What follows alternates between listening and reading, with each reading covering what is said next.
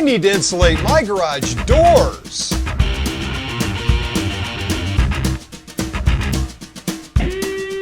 Hola! I'm Mike, the backyard mechanic, and my garage is too cold or too hot. As you know, it can get a little hot here in Texas. Here I am the other day hiking. These metal garage doors aren't keeping the weather out. Metal is a conductor of heat because it allows electrons to facilitate the transfer of energy, like a wire. The best form of insulation is this: air. Non-moving air is the basis of most types of insulation combined with a non-conductive material. But air is the most important. Even this garage door, if it were double-walled, would provide better insulation.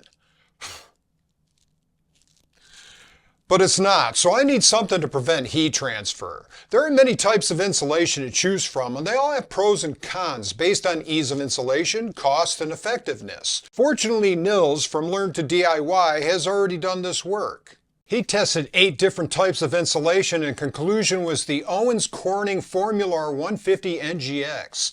This is an extruded polystyrene rigid foam board with an R5 value. R value indicates how well a material resists heat transfer. The higher the R value, the better the insulation. I know what you're thinking. You're thinking, Mike, you put R38 in the attic. How is R5 going to be enough? Well, putting R38 in my garage door would look ridiculous.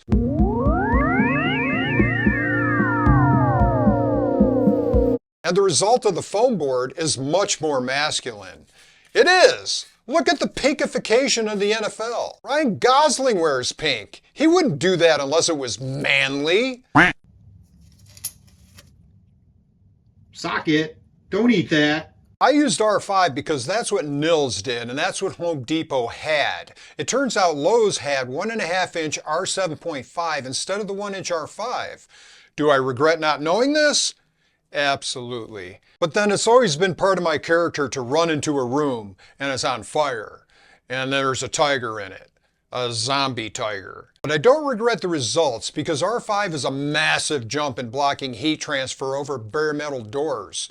What's the difference between R5 and R7.5? Here's the table. As I said, there's a massive jump from nothing. Higher R values do block more heat, but is it worth it? R5 is $25 a sheet and R7.5 is twice as much. And hey, these are $7 cheaper since when I bought them. This will save you a can of money. And happy Father's Day, I guess. Before you run out and buy the 1.5-inch foam board, I suggest getting one and testing it because it's thicker and it'll be harder to bend into the channels of your door. But I believe in you because you're good looking. No, it's true. It shows in my YouTube analytics demographics. And you know what they say, attractive people are better at insulating garage doors. Before you insulate your garage doors, a majority of heat is lost through the ceiling because heat is creepy. I don't know, it seems to like attics. As mentioned, my ceiling is insulated already. There's a video of me doing it on my failed experiment of a channel. 1 me, 2 channels? What was I thinking there? But it's a good video. Watch it. Besides the ceiling, you have to consider how well your doors seal. You can check this by turning out the lights and checking for gaps. I thought my doors were perfect, but then realized you can't do this test at night. During the day, I see 3 of my doors are light tight. Even door number 2 isn't bad, but it could use some tweaking. Some of the options to fix the seal of a garage door are different roller brackets or tracks that push the door closed. And a better seal on the bottom might be in order. No, not that kind of seal. No. You need to put a new rubber on it. No. Not that kind of rubber. First step, how do you cut this? Nils used a knife, so I used my ultra-sharp Milwaukee blade. This took 6 passes in about a minute for a single cut. Second step, can this be bent into place vertically and then horizontally? It cannot. This stuff is rigid. The panel height was cut down, and following what Nils did, I filled the door tracks with Great Stuff spray foam. Maybe it's me, Nils made this look kind of easy. It's not easy to spray upside down, and it makes a mess. I put the panel in and then filled the gap with Great Stuff. It sprays better in the bottom, obviously, but how much do you use? Well, that's obviously too much. But I can wipe off the excess and it looks, well, it is what it is. The right section has a channel on the right and the flat area of the middle bracket on the left. The left section has channels on both sides and they are both 2 inches deep. A 40-inch piece of foam does not bend 2 inches. To cut down on the depth, I filled the channel with a piece of foam to cut the width of the channel. The foam is 1 inch thick, so now the panel only needs to bend 1 inch. Despite the fact that it worked so well the first time, instead of putting Great Stuff on the top, I used a piece of foam cut to the width so it stays perfectly in place. The top of the door section depth is the same as the thickness of a piece of foam. Unfortunately, the bottom section is about 3/8 deep. Cutting a piece of foam to 3/8 doesn't really work because it needs to be 1.5 inches wide. So this time I put the Great Stuff in first, then bent the panel into position. This looks a lot cleaner, until the Great Stuff expands and looks like dookie. This time I let it dry and then cut it off with a knife. This not so great stuff is more like pain in my ass stuff. It's more like butt stuff. The door handle needs to come off. I think the last time I opened a garage door manually using a handle, Reagan was in office. Not that I'm old, just don't do any math. The spring clip isn't coming off. If there's a way to do it right, I'm gonna do it wrong. I ground it off with my die grinder. The bracket is spot welded onto the door. I drilled those out. Now I can unscrew all the parts. Finally, the handle needs to come off. It's not difficult, but I recommend stretching exercises first. For the bottom left panel, the garage door lift plate is a major obstruction here, so I'll just remove it, because that's exactly what you should do if you don't know what you are doing. With the plate out of the way, the foam board pops in easily. The plate doesn't go back on easily, however. It's spring-loaded, so I can't pull it down to line up with the mounting holes. I tried lifting the door by using some scrap wood as a lever. Dig those slippers. Maybe I shouldn't be doing this first thing after getting out of bed. Jacking the door might get it up high enough that the plate will line up. What I didn't plan on is the other side is still under tension and turning the spool. It turns out that due to releasing the tension, the cable came unwound. I unattached the plate and recoiled the spool. With smart muscle and dumb luck, I was able to reattach the plate. But, and that's a big but, the door doesn't close properly now. It closes, but the last bit seems like it's being forced down. Learn from my mistakes. A much better solution would have been to cut a square notch in the corner of the panel and insert it behind the lift plate. I need to get a garage mechanic out here for an adjustment. It's also a good idea to have him tighten up all the springs a bit to handle the extra weight from the insulation. It's only a few pounds, but it can make a difference. This is why I'm Mike the backyard mechanic and not Mike the garage mechanic.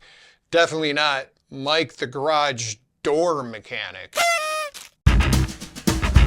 It was about here that I realized the amount of Great Stuff I was going through was getting costly.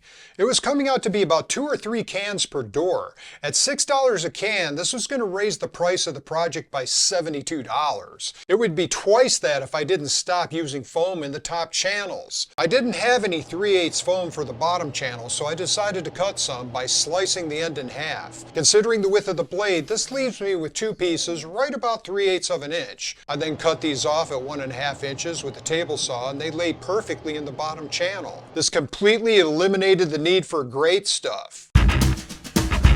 I eliminated the need for Great Stuff, but I still have 2 cans left over.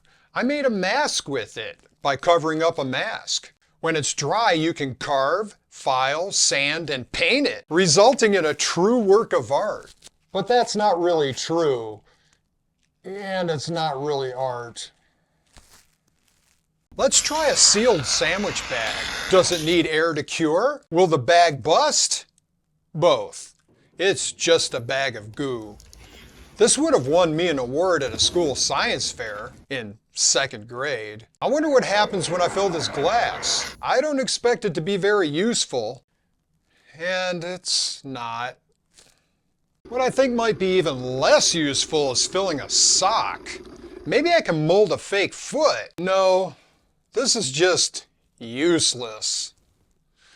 Like this video.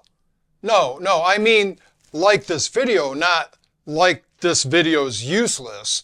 Like this video if you think it's useful, or if you think it's great stuff.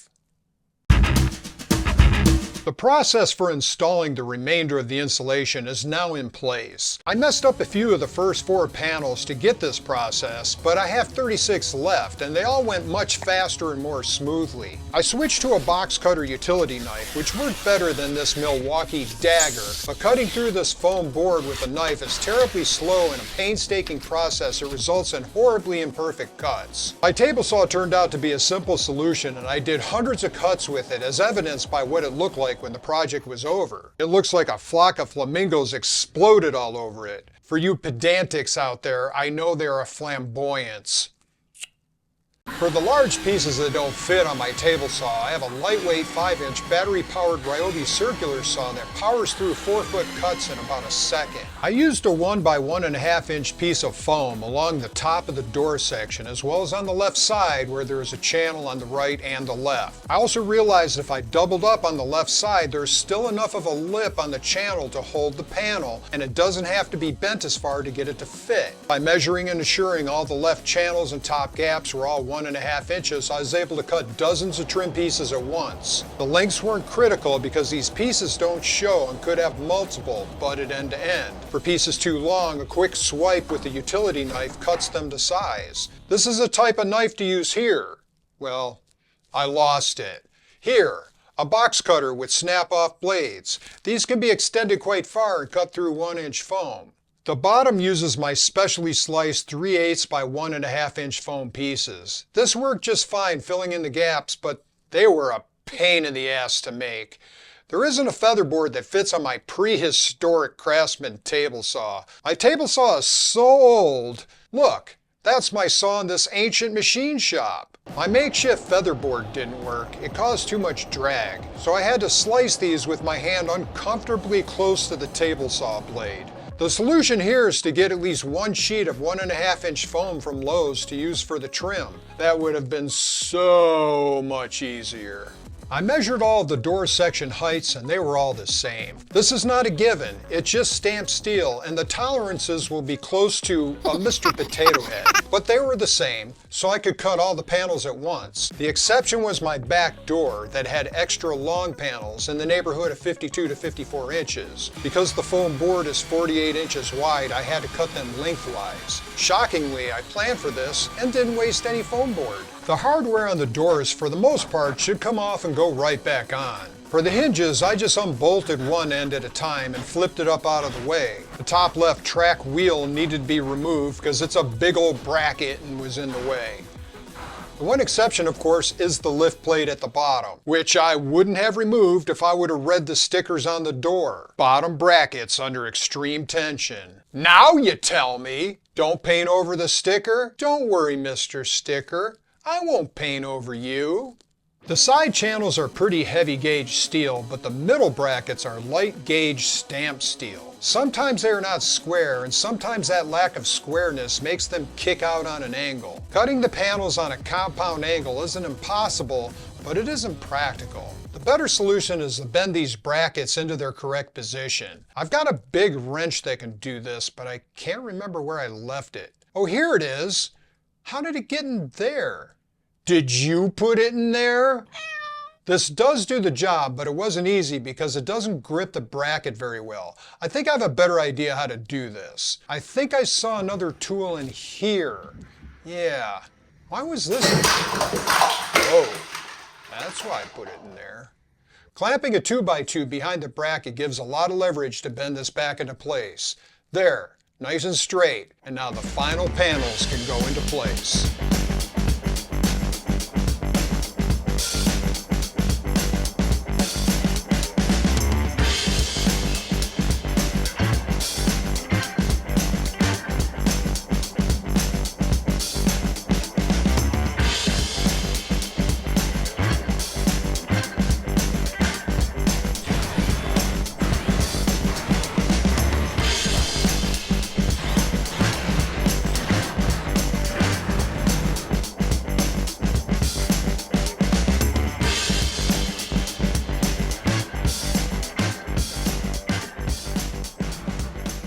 project complete. I think it came out nice and clean, except for the first few panels, which I may redo. I have a little bit left over. Tell me you weren't waiting for that. This project took about 30 hours, but I'm guessing not too many of you who are watching have 4 garage doors. To insulate 4 single garage doors took 9 sheets of foam. Assuming you have the typical double garage door, or even 2 singles, it would be as few as 4 sheets. When I bought them, they were $31 each, but now the price has dropped to $24. That's 78 cents a foot. You can insulate a double door for $100. I know what you're thinking. You're thinking, Mike, how do you always know what I'm thinking? Well, I just read this book. I read the foreword. Okay, the cover. I'm waiting for the movie. You were thinking, did it make a difference in temperature? I did try and get some temperatures to show data, but it's kind of hard to capture. The short answer is yes. I can feel that it's decent on a hot day, and when I open the doors, the hot air comes in. Speaking of time, Socket is ready to do his trick for you. Socket? Socket? Where'd you go? I always lose my 10mm socket. Socket? There he is. What? How'd he get in the dishwasher?